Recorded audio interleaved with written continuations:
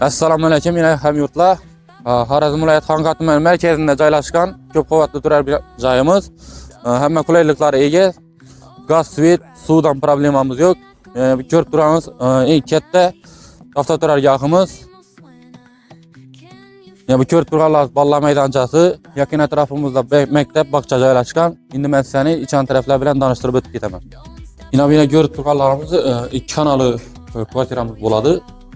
Ban tarafimizda yana kuxnisi, hamma gaz hisoblagichi, suv hisoblagichlari hammasi o'rnatilgan. Elektrik ishlari hammasi bo'lgan, kabellarimiz o'tgan. Bunda yana bir spalnimiz.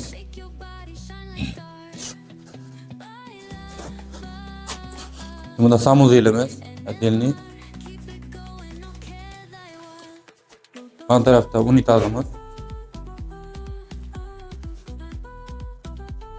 Ban tarafta yana bir spalnimiz. Ko'rib turganingizdek hamma ishlarimiz bitgan.